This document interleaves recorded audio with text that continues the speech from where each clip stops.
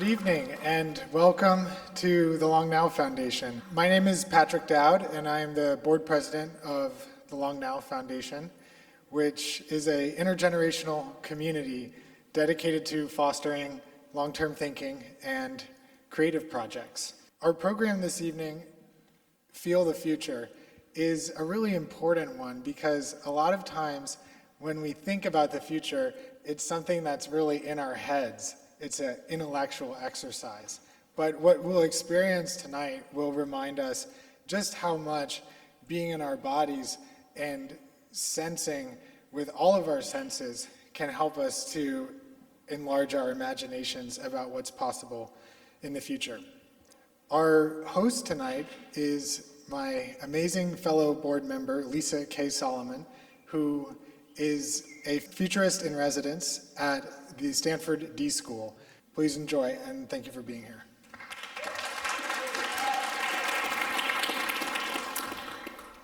A long time ago, in a galaxy far, far away, well, actually just a few decades ago in the South Bronx, a young boy sat in a movie theater watching his first film, Star Wars, never imagining he would one day make cinema history in that very galaxy far, far away.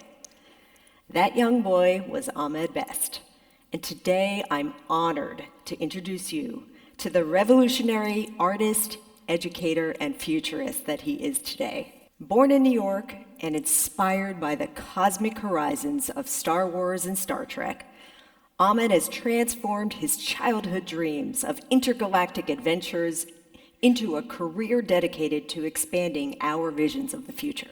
At just 23, Ahmed broke new ground as cinema's first CGI character, working closely with George Lucas to play the groundbreaking Jar-Jar Binks in the Phantom Menace.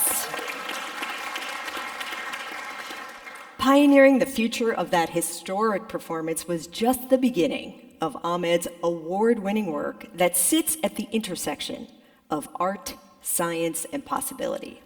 Ahmed is as comfortable mesmerizing audiences with his physicality in Broadway performances like Stomp as he is presenting at a SimBio conference on the future of bioengineering or playing Jedi Master Kelleran Beck in the more recent Mandalorian series. And let's not forget his epic performance voicing Darth Jar Jar in the latest edition of the Star Wars movie, Rebuild the Galaxy, Lego Edition. Ahmed doesn't just help you imagine and experience possible futures. He helps you see what's around you today differently and encourages you to jump in fully. I promise you, you're going to see what I mean in just a few minutes. As Ahmed often says, just because no one has done it before doesn't mean it can't be done.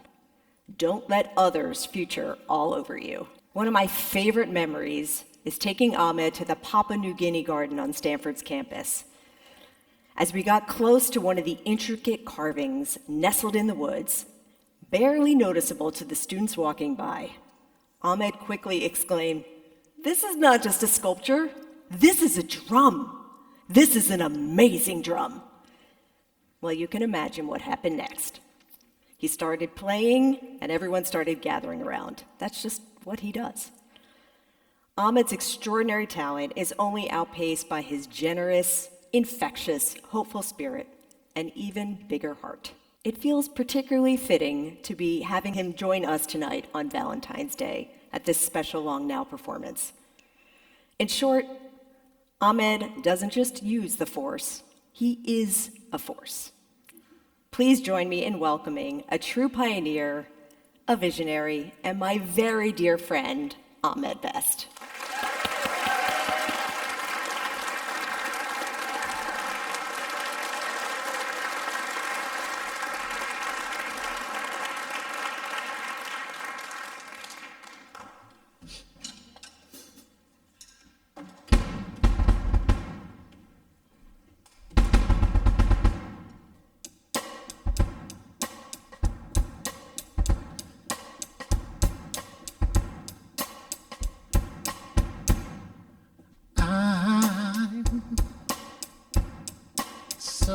so in love with you.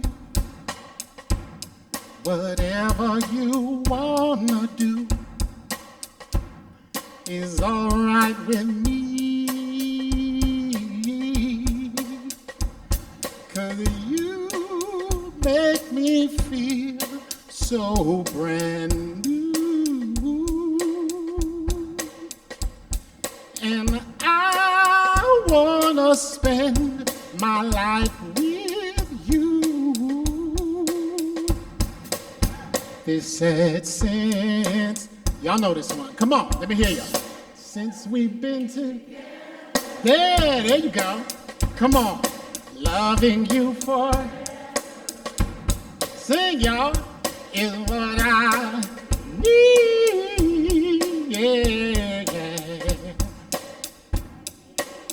Be the one you come running. I'll never be untrue. Come on, sing it louder. I can't hear y'all louder. Together. I'll sing backgrounds for you. Loving you wherever. Sing, come on. Time's up. Come on, let's stay together.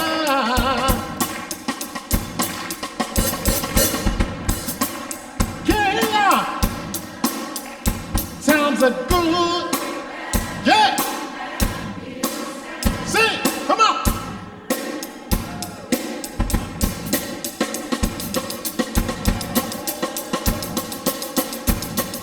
Loving you wherever times are. Come on, happy, yeah, happy or sad, sing, good, yeah, one more, good, bad, happy or sad, woo!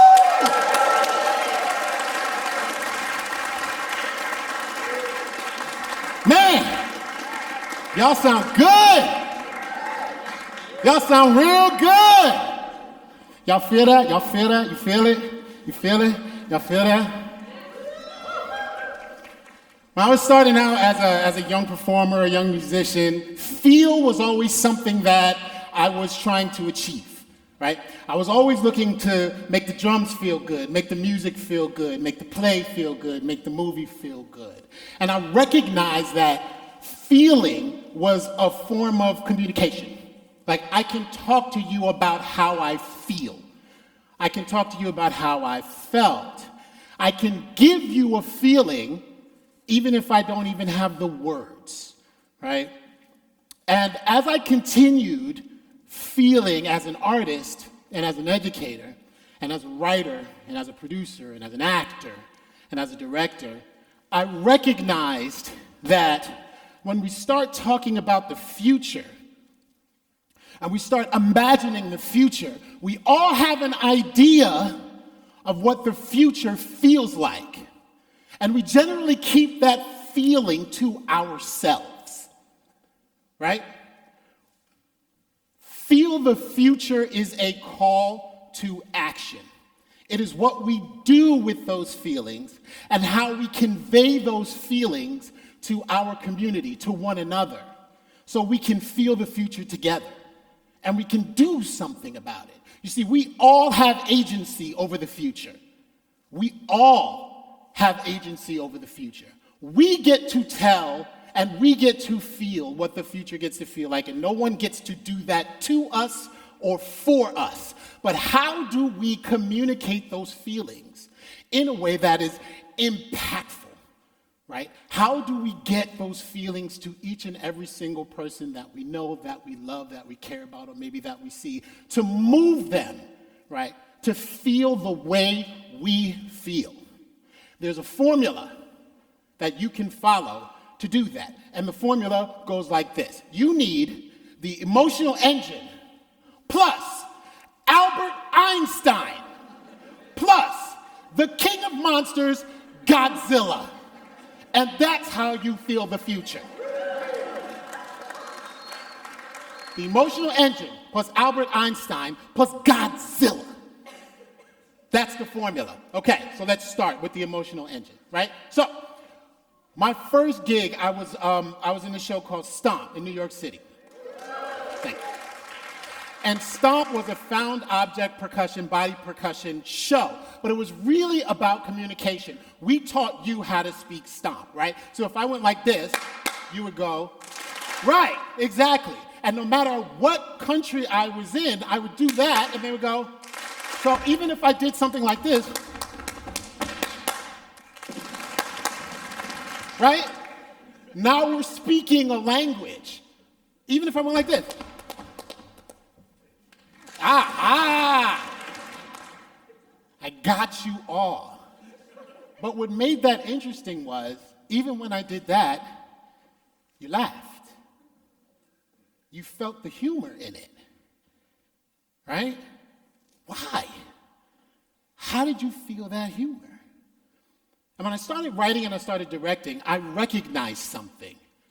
I recognized that in every narrative, in every story I told, be it on stage or on screen, there was something deep and personal in every one of them that resonated within us. Deep and personal. And I started calling that the emotional engine, right? And I defined the emotional engine as this: the driving emotional force that moves the person that we are following forward towards change. Now, there are a couple of things that words that I'm not going to say. I do not like the word protagonist, right? I don't like it. As an actor, I am an emotional athlete. I embody the story. And the word protagonist takes me away from my body. It puts me in my head. And then I start thinking of ways to tell the story. If I say following, following is an action. Following is something that I can do. Following is embodied. So the person that I want to follow is the person whose emotional engine I am connecting to, right? The driving emotional force that moves the person we are following forward towards change. How do we find it? You pick your top 5 narratives. They can be books, they can be movies, they can be songs, right? But you pick your top 5, and your top 5 aren't the 5 that are the best that you've ever seen. No, it's like the 5 that every time it comes on, you're gonna watch it. Like if Ghostbusters comes on, I'm watching Ghostbusters, right? I know every single word of that, every frame. I know who I'm gonna call. I'm watching it, right? That's your top 5. Anytime it comes on, you're watching it. So what are my top 5? We're going to find my emotional engine right now. My top 5 are Othello, Enter the Dragon, Blue, Lord of the Rings, and The Empire Strikes Back. Those are my top 5. So what are those movies about? What are those plays about? What are those shows about? Othello, when a jealous officer convinces his general that his wife has slept with his trusted friend, the shame of being deceived and betrayed causes the general to kill his wife and himself. That is Othello. Enter the Dragon, when a martial arts expert is recruited by the Secret Service to infiltrate the private island of a criminal mastermind. He avenges the killer of his sister and reclaims the island for the Shaolin monks for whom it was stolen. Y'all didn't think Enter the Dragon was that deep, right? Enter the Dragon is deep. You think it's just Bruce Lee saying "wada" and kicking people in the neck.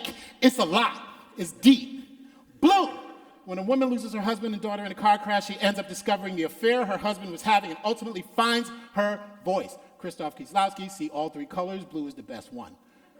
The Lord of the Rings, when an unlikely group comes together to destroy the Ring of Destiny. The journey ends up tearing them apart, only to realize the quest was not only to save the world, but each other. Lord of the Rings. The Empire Strikes Back. When a talented young warrior sets out to rid the galaxy of an evil empire, he discovers the villain he has vowed to kill is his own flesh and blood. Y'all can't tell me when Darth Vader was chilling in Cloud City and he just chopped off Luke's hand and he's like, Obi-Wan, never told you who your father was. He's like, you told me enough. You told me you killed him. No, I am your father. And then Luke goes, that not true. That's impossible. And then this is how you know Darth Vader was black. He goes, search your feelings, Luke. You know it be true. I swear to God, he says it. Go back, watch it again. I was like, that is a black Darth Vader. True. What do those movies have in common? What is the driving emotional force that moves the person that we are following forward towards change? Loyalty. Every single one of those films and plays that moves the character forward towards change, the person that we're following towards change, they are moved forward through loyalty. There's always an obstacle to your emotional engine. There's always an obstacle. There's always the thing that makes that loyalty harder to stay true to, that blocks that loyalty that they have to move through. There will always be an obstacle to your emotional engine. Always. There is always a hurdle you have to climb over for your emotional engine. For mine, it's loyalty and betrayal. That's what's important to me. That's what I want you to feel when I start talking about the future. Emotionally, I want you to feel the loyalty and betrayal. Albert Einstein. Albert Einstein came up with the best inch of equation, I think, ever, which was, right, E equals MC squared. Now, E equals MC squared did a bunch of things. If there are any physicists in the house or any physicists watching on cyberspace, it's a metaphor. All right? Don't get mad at me because the physics is oversimplified. That's the point. E equals MC squared did a couple of great things. Number one, it proved that time is relative, right? Relative to positioning, relative to where you are in space, right? It also proved that gravity exists, especially now that we're talking about gravitational waves. And then it did this other thing called quantum mechanics that we're not going to talk about right now, but we're going to just leave that right there, right? For this, the thing that we want to talk about is space-time. Space-time. E equals MC squared said, you cannot have a time without space. You cannot have a space without time. They're together. Now, when I was studying the Meisner technique of acting, there was one thing that I really, really enjoyed from Meisner, which is when leads you to who and what. The when leads you to the who and the what. But because of Albert Einstein and because of space-time, it really is the when-where that leads you to the who and what, right? It's the when-where. It's the space-time, right? When-where, what does that mean? When-where in life of the person we are following through their driving emotional force that moves them forward towards change. When are you all in this room? You are when you wanted to know what Feel the Future was about. Where are you? You're in this beautiful theater in San Francisco listening to a skinny kid from the South Bronx. That's the when-where. When-where in life. When, where do we meet Luke Skywalker in The Empire Strikes Back? When he wants to really become a Jedi. That's when. Where? In the rebellion, right? Where he joins the rebellion, and he's right in the middle of the fight, right? He's in the ice planet Hoth. He finds the big giant snow monster, cuts his arm off, revenge for getting his hand cut off. There's a lot of limbs cut off in Star Wars. I don't know what that's about, right?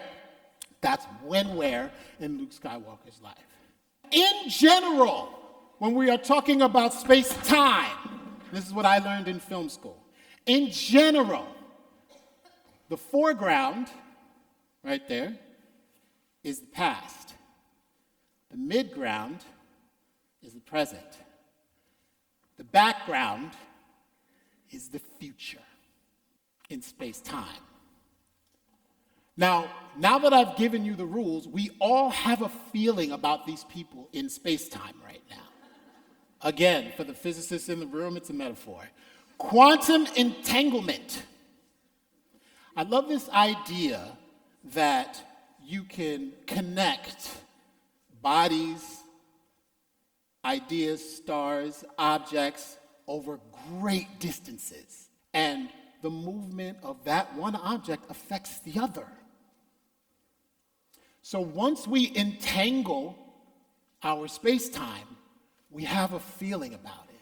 If I said that the person in our present is married to the person in the past, but the person in the future, but that's the love of your life.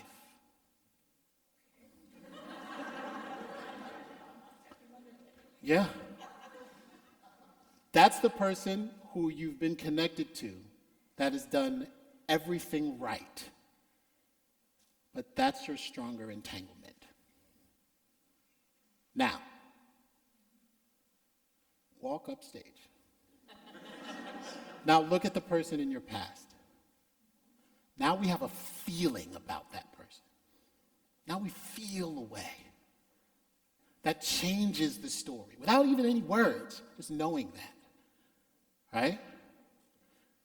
Now, walk to the past and face the audience, right? And now all you have to do is hold your hand out to her. Just look at him. Just take a look at him. Just look. You don't even have to move. Just look. She automatically wants to go to the future. Now, how do you feel? Right. Now we have a feeling about the person who's left in the past.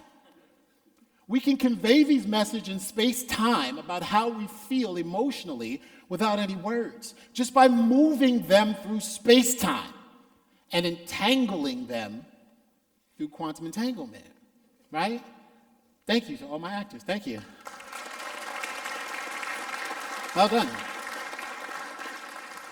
You will get a call from your union rep. Finally, Godzilla.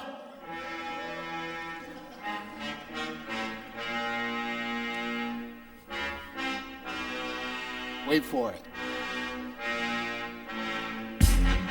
Yeah, cool. All right. So there have been many Godzillas. There have been a lot of Godzillas. There's Godzilla versus King Kong. There's Godzilla King of the Monsters. There's Godzilla 2000. But this is the Godzilla that I grew up with. This is the Godzilla that I love. This is the Godzilla that has my heart. I love Godzilla. Every Saturday after karate class, right, I would come home, I'd rush home, and I'd watch the Shaw Brothers Kung Fu movies. And then after the Shaw Brothers Kung Fu movies, there would be a Godzilla movie. And every Godzilla movie was the same. You would meet these wonderful Japanese people. You would see them making friends and loving each other. They all had struggles that they had to overcome and go through, but then they would start going through and overcoming them, and they would find love, and they would create families, and then they would have children, and then Godzilla shows up and completely decimates everything, turns Tokyo into a rubble. Everybody's distraught. But I realized something. Every time I watch Godzilla, I'm not talking about Godzilla. I'm talking about who he affected. I'm talking about what he destroyed.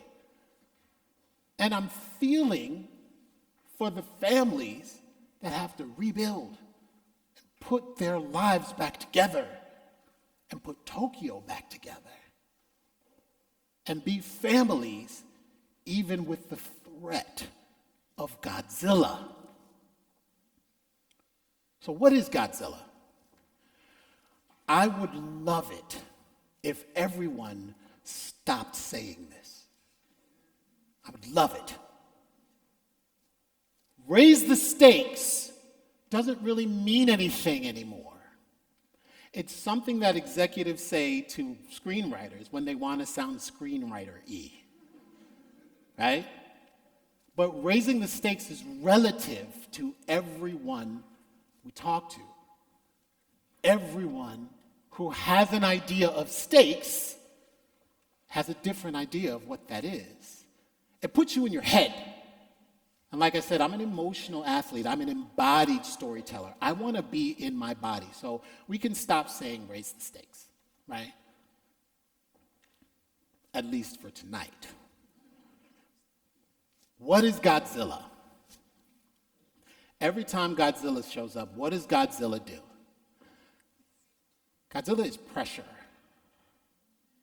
Godzilla is pressure on your emotional engine. Godzilla is pressure on your space-time. Pressure you can feel. We all know what is pressure to us. It doesn't have to be a 100-foot lizard. But to us, that's what it feels like. That's pressure. Why is pressure so valuable when we are trying to tell people how we want them to feel about the future? Because it makes us vulnerable. Vulnerable is the magic.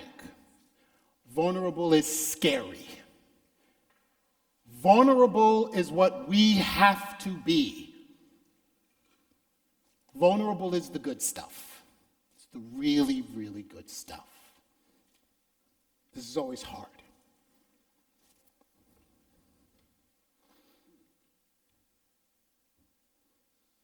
So a few years ago when my son was 9 years old, he's 16 now, but when he was 9 years old, he asked me to take him on a father and son trip to New York City. See, I gave him all my stories about Stomp and growing up in New York and living in Brooklyn and biking over the bridge to the city. So I said, yeah, okay. And he and I went to New York. We stayed in Bed-Stuy. And one day he said, Daddy, I want to walk over the Brooklyn Bridge. And I said, okay, let's walk over the bridge. So we get on the train, we get to the Brooklyn Bridge, and if you've never walked over the Brooklyn Bridge before, there are a path that's concrete. And then it leads you up to these wooden slats, and then it leads you to the spider web and the arches that frame the city, right? It's the city I love, the city I grew up in. So we get to the concrete path, and my son starts running as fast as he can to the concrete to get to the wooden slats. And I follow him. I'm following him, and I'm running, and I'm following him. And then I get to the wooden part, and I freeze. And my son turns around, and he says, come on, Dad. And I couldn't move. In that moment, I realized that I hadn't walked across that bridge in 20 years.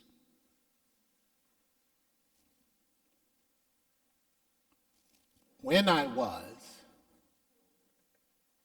was where my son made me face my biggest shame, my biggest fear. See, 20 years earlier, this bridge I thought was going to be the last thing I would ever see. At a time where I thought my life was going to change for the better, it actually changed for the worse. Star Wars came out, and I faced an intense amount of pressure from the world. And at 26 years old, I didn't want to live anymore. I couldn't take it. It was too much. it was the only time in my life where I couldn't see the future.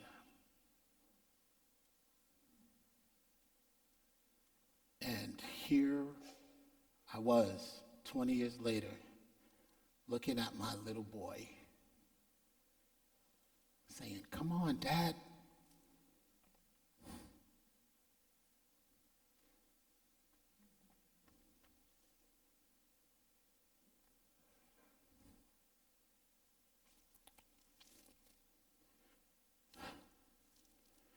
I remember thinking, it's just a step. Ahmed, just take a step. You've been stepping your whole life, you know. You were in Stomp, you can step. Just take a step. Just step onto the wood. Just go, just do it. And I was so scared. I was standing right in front of Godzilla and I couldn't even move. So then I did. I took a step. And I took another step. And I kept walking. And as I was walking, I knew I was going to come up to the place where I wanted to end my life. And I got there. And on the night that it happened, I don't even remember seeing anything. You know, I don't remember seeing the Statue of Liberty. I don't remember seeing Brooklyn. I don't remember seeing Manhattan. I just don't remember seeing anything. But this day, I saw everything. And I grabbed my little boy and I held him and I took that picture.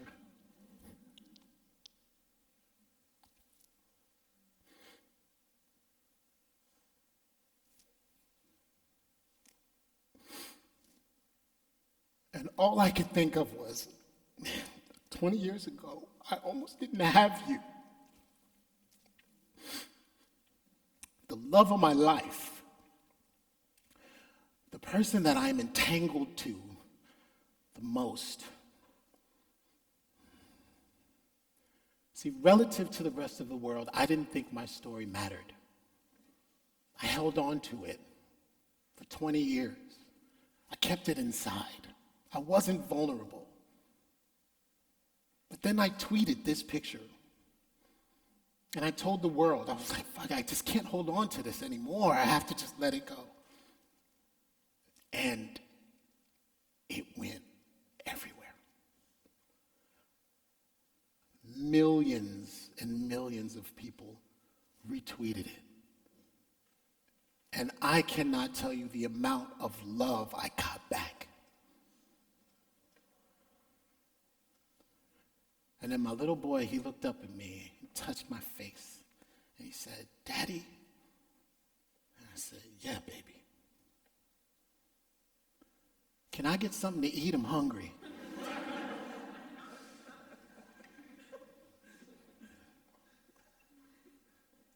Okay. And we walked across the rest of the bridge.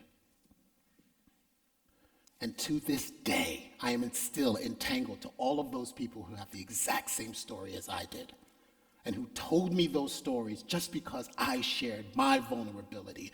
And I realized that telling an emotional story is just the tip of the iceberg. It's just the beginning. You need to add intense pressure to your emotional engine that it increases your vulnerability until you have no choice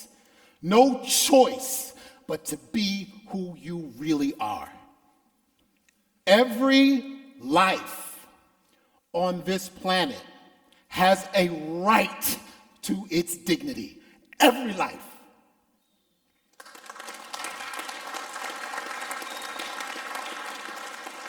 And it's not the dignity that we give it. It's the dignity from its point of view. The point of view of every life is how we have to feel for the future. We use these tools and we use these skills and we use this formula not just for us, but for every life on this planet, to give every life its dignity. That's Earthling culture. That is my prime directive. That is how I build the future that I want to have agency over. That's how I share my feelings for the future. So I want everyone who is willing to do this. When this is over, yeah, and you're out in the lobby or wherever or at dinner, put your hand over your heart and find someone else with their hand over their heart, right? And exchange emails. Exchange emails. And in 1 week's time, share your vulnerable feel the future with them. It is a call to action. Feeling the future cannot be passive. We will not get through this thing alone. We have to get through this together. We have to. There's no way forward through change that happens by yourself. I'll give you my feeling for the future. For today, Valentine's Day, when I thought about being on this stage, see, every stage that I've ever been on is home to me. This is home. And I wanted today to feel like people who I care about, who I love, who care and love about the future, are in my home, listening to me play some drums and singing an Al Green song.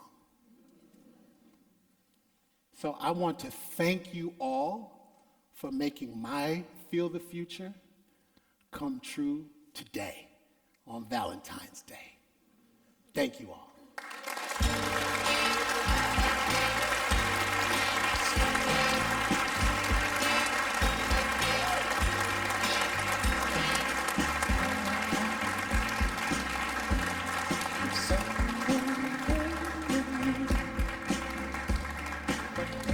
You are beautiful. We promised you you would feel the future tonight. How many feelings did we feel? What a Valentine's Day to remember. Thank you. My feelings are big. You asked us to start by getting deep and personal. Yes. So we're going to go there right away. I loved how much you brought up your background in New York, a fellow East Coaster. Yeah. Love that. Can you take us a little bit through some of what it was like to grow up in New York, and particularly the kind of experiences you had, things you saw at an early age that helped lay the foundation for who you've become? Yeah, the Bronx, shout out to everybody in the BX. New Yorkers, we do that. We shout out the borough, and then we talk about our zip codes for some reason. I have no idea why. We're just like, yeah, South Bronx, baby, 10473, that's what's up. I really loved growing up in the South Bronx. Even though we didn't have very much, it was this hotbed of culture. And, growing up when I did, I'm as old as hip hop. And hip hop started on my block in New York. So I watched as this brand new musical art form was being created, right? I watched b-boy culture, I watched DJ culture, I watched rap culture, just figuring it out. Like I watched everybody figure it out. And it was really impressionable to me because I knew that if you had an idea, if you wanted to create something, you can actually go figure it out. And New York at that time was that kind of a place, right? Like even if you weren't very good at something, you could go do it somewhere and people would go, okay, look, that wasn't good. But there's something, like you have a little bit of something, keep going on that path, right? And so that was very formative for me, especially having parents that were artists, right? So there was really this beautiful place to see and experience new things and signals, right, before they became what they became globally. One of my favorite stories I've heard you talk about is literally watching the birth of hip hop and how some of the folks that started really a generation of music were not musicians. They were other things that then spent their evenings experimenting. Yeah. I mean, one of the things that I talk about, especially in our class, is this idea of being the signal, right? So in future parlance, signals are these, messages that usually come from underserved communities that all of a sudden become trends, and those trends then tip and become, ways of the future. And most of the time, the neighborhoods where I grew up, there's where those signals start. And hip hop was one of those signals, especially like DJ culture was one of those signals. And I remember Grandmaster Flash, famous DJ, hip hop pioneer, who used to DJ on my block. And Grandmaster Flash was an electrician by day. And he was the person who figured out all you need is a switch to go from one turntable to the next, and the party could keep going on. And that switch became the DJ mixer. So it was like, it felt like 1 week there was like 5 amps and 5 turntables, and then Grandmaster Flash showed up, and it was 2 turntables, an amp, and this switch. And boom, hip hop changed, music changed. And I want to talk about how you got into futures, and specifically Afrofutures, which is, I know, something you're very passionate about. And I want to give a huge shout out to our dear friend, Dr. Lonnie Brooks, who's in the audience here. My brother right there, my brother. Another longtime collaborator of the Long Now Foundation, and Anthony Weeks, who's in the audience today. Yeah. Well, bring it to life. Anthony. But you co-founded AfroRithms Group. Yeah, the AfroRithms Futures Group. So I had always been a futurist. I never really called myself a futurist, but I realized it was something that you can do through George Lucas, through working on Star Wars, because George Lucas was very much a futurist. And every time we would talk, there were times where I would ride to the set with him every morning, and we would talk, and he would talk about 20 years from now it's going to be like this, 40 years from now it's going to be like this. And I was just like, oh wow, you can actually take your ideas and visions of the future and make something, right? And move the future to that thing, right? And that's what he was doing with Star Wars, in front of and behind the character. And because when I played Jar-Jar had never been done before, he was really pushing the envelope and trying to change cinema, right? He's always the guy going, but we can do this, right? And so that was really infectious, being part of the team that changed movies, right? Because movies hadn't changed in 100 years. But every film technique up until today, every single film technique ever created is in the Phantom Menace, all of them, right? That's how future forward George was. So I loved that, and I wanted to live in that world. So I wanted to do a podcast about Afrofuturism. And so my brother-in-law, Aram Sinreich, who was at the time the chair of communications at American University in D.C., was like, oh, you should talk to this guy, Dr. Lonnie Brooks. So I remember this. I was on my way to brunch on Sunday, and I was like, oh, let me call this guy, Dr. Lonnie, and have a real quick conversation and talk to him about this podcast, right? So I'm in my Prius, and I'm talking and I call Lonnie, and 3.5 hours go by. We did not stop talking. And I knew I found a kindred spirit. We were quantum entangled. He was one of those people, he was one of those brothers.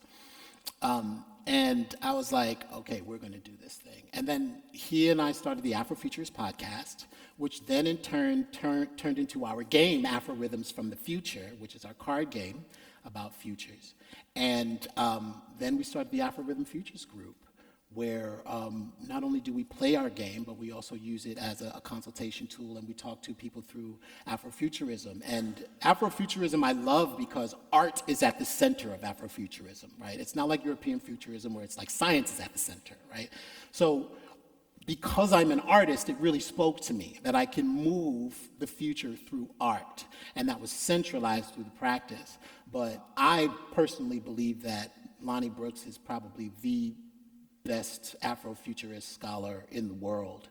And I learn from him every time we talk. I just love him so much. Yeah, another I'm shout biased. out. Another enormous-hearted human. And I will say that we met actually because of the Long Now presentation Yes. that they did. It is a piece of art and history, and just cannot recommend going back to see that talk. It's extraordinary. And I love the podcast.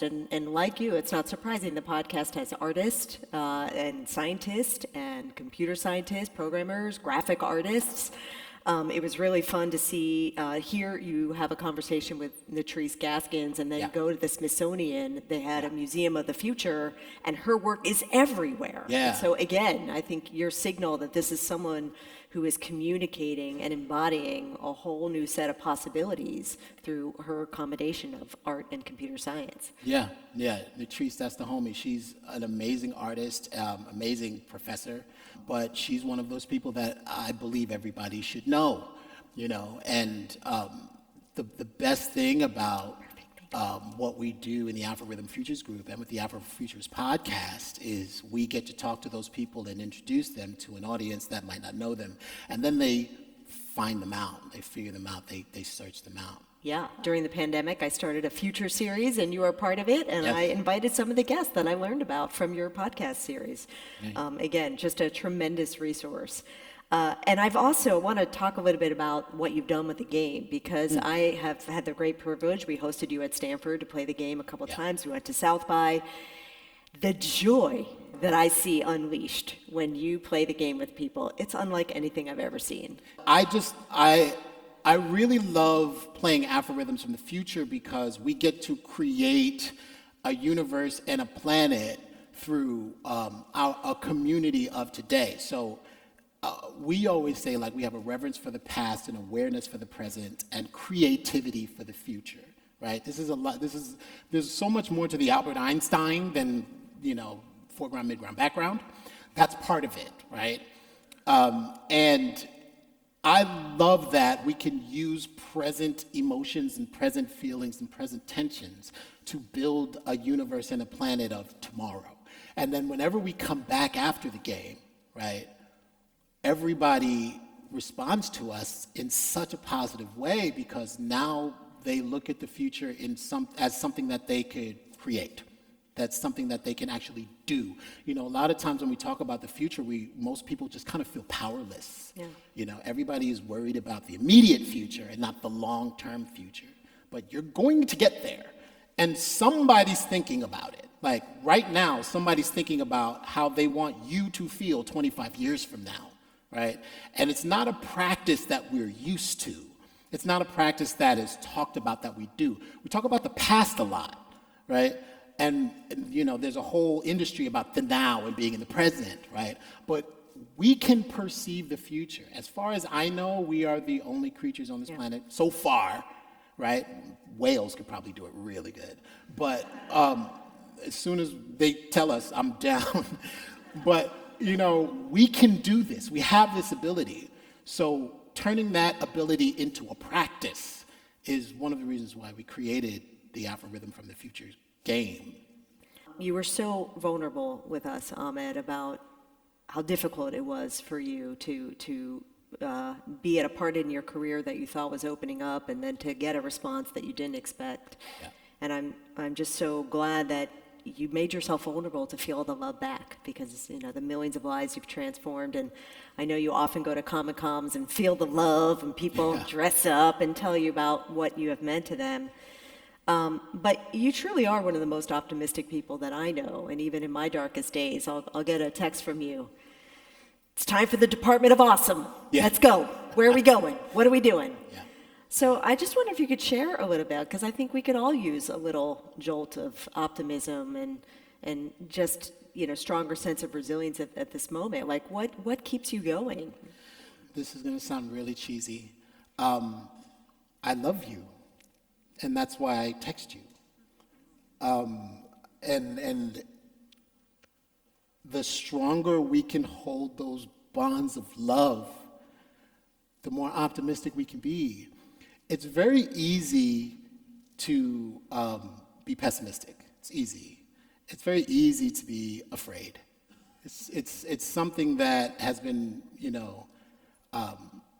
I love this term, ancient neurons. I think it was David Eagleman, the neuroscientist, who said these things about ancient neurons. It's really easy to excite our ancient neurons when it comes to fear, right? When it comes to dystopia, right? It's easy to do. We were prey animals for a lot of our years as early humans, right? Which is where those ancient neurons come from. But it is just as easy to excite those ancient neurons towards optimism. And, I love, the James Baldwin quote when he was asked if he was an optimist. He was like, of course I'm an optimist, I'm alive. And we're alive. And as long as we're alive, we can do something. And not doing anything is not being alive. So even if it's just a text, right? Even if it's like, Drew Endy, who is another one of our colleagues, he and I talk about the Department of Awesome and having the Department of Awesome be like in our government. Even imagining a Department of Awesome is an activity, right?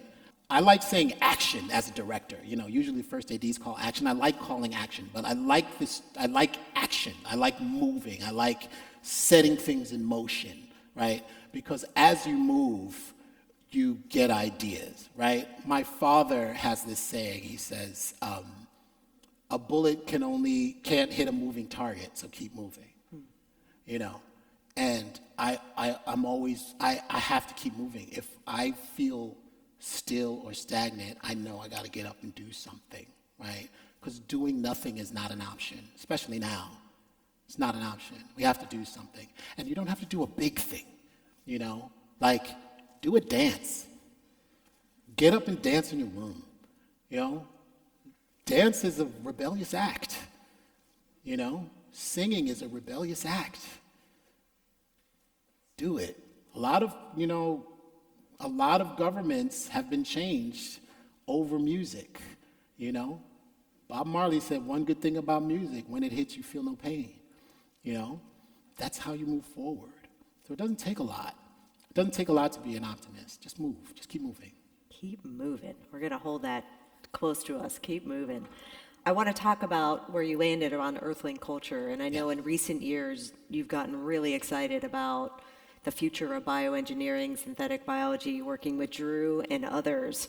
Can you share some of what you're working on now related to that? Yeah, earthling culture. I'm creating a clothing line called Earthling Culture. I think that when you wear your beliefs, it's easier to promote your message, right? And I talk about embodied feelings, right? I think things like clothing, I think things like food, I think things like movement, dance, art. If you embody your feelings, it's really easy for that to be infectious and change the world. So I just want to see people walking around with a shirt that says Earthling Culture on it, because the ethos of it, the prime directive of every life, is entitled to its dignity, right? Like Drew Endy always talks about, what does the banana slug want, right? And it kind of feels like a frivolous exercise, but to the banana slug, it's a lot, like it means a lot, right? And one of those things about being an actor, you do all of these acting exercises where you're a can of condensed milk, Like you know what I'm saying? And it seems silly in acting class, right? But what it does do is it allows you to go to extreme points of view, where I can put myself in the banana slug's point of view and go actually, I don't like any salt, you know what I'm saying? So the idea of dignity and respect is a really big idea, right? And it's so very important, because you don't have to agree with me, but you damn better respect me. If we don't respect each other, then we can't live together. We can't have empathy for one another, right?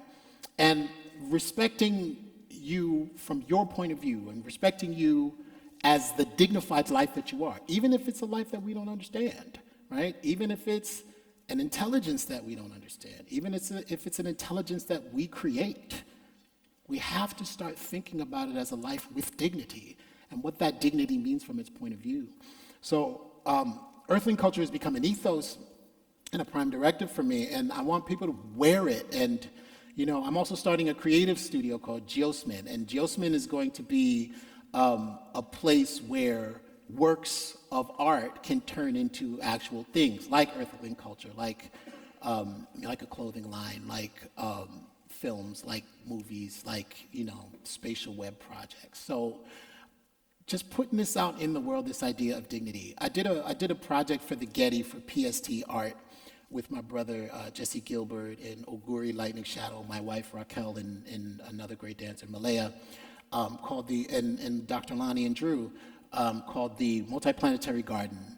And the idea for the Multiplanetary Garden is, rather than Earth is this dystopia where we have to go out and find another Earth so we can plant a garden, like, we don't leave Earth until we figured out Earth.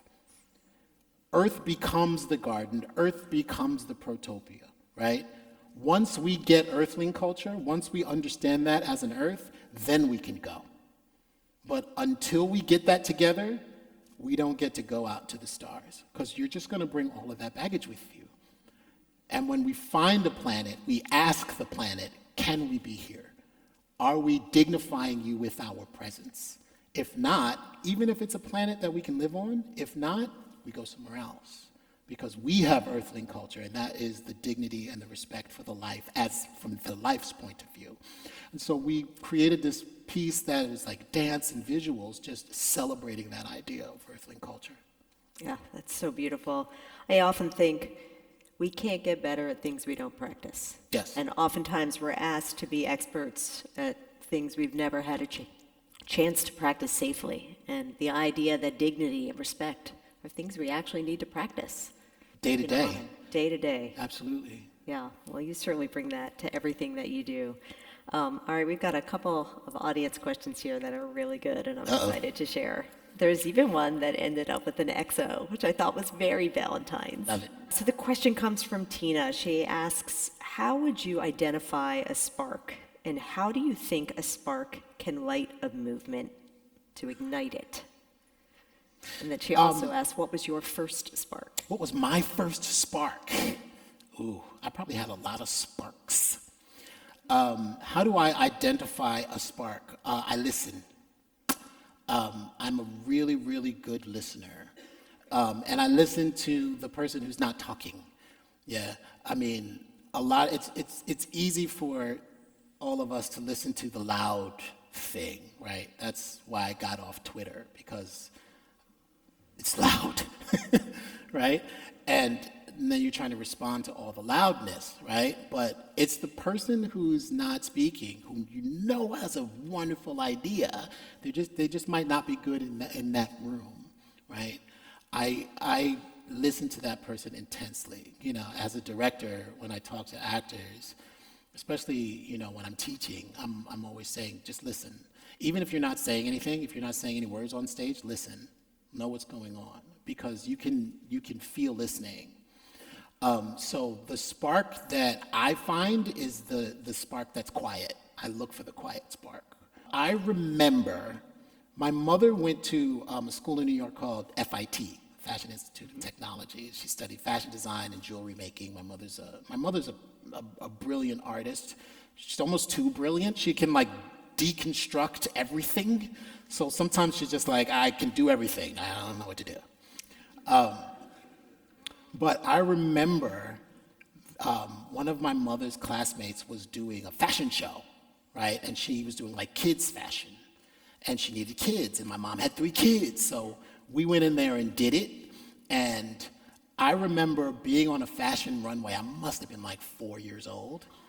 And I was walking the runway, and I was in my model, I was feeling it. And I was like, oh, I like this. Ooh, I like this. I really like this. And that's when I was just yeah, I got to be on stage. Yeah, I really love this. We've got to find a picture of that. Yeah. We need a picture of that. It's somewhere. I know it's somewhere on a contact sheet. That is so great. We have another wonderful question here from Natalia. She said, we're going long future now. She said, what do you think the future will be like in 2050? Yeah, that's a good one. Yeah. That's a good one. It really depends on what we do now. I think in 25 years, that's actually not that far in the future, to be honest. In 25 years, I want the future to feel in 25 years like there's another 25 years. Yeah. And it's incredibly possible. When questions like that come up, oftentimes, we're not really talking about the future, right? We're talking about trust. And how can we trust that there will be a future in 2050? And the hardest part about the now is we don't know who to trust. We don't know who to believe in the macro sense, right? In the micro sense, we trust the people who are close to us, we trust the people that we love. But in 2050, I would love the future to feel vulnerable. I would love it to feel honest. And I would love all of us to be comfortable with practicing vulnerability with one another. Because if we start doing that, then we will have a 2050, right? We'll have a 2050 that we can all thrive in. Now, I'm building towards an optimistic 2050 where, your kitchen is your garden. I'm building towards a 2050 where everyone is seen and everyone is respected. And I'm building towards a 2050 where we can really eradicate poverty. Poverty is one of our biggest man-made problems that is very easy to solve. Right? We just don't do it. We need some earthling culture. We need some earthling culture. We do. And we need some practice. Remember your promise? I'm going to put your hand over the heart. Hand over chest. Ahmed, I just can't thank you enough for spending your Valentine's Day with us, for coming up here, for giving so much to this stage, to this audience, to this community, to the future. We are all very, very lucky. Thank you for being who you are. I always call you my future warrior because every time I hit you with an idea or a call to action, you're right on it. And I can't think of a better person to look at this future with. I just love you so much. Thank you so much. Well, I love you. Thank you so much. Thank you, thank you. Thank you.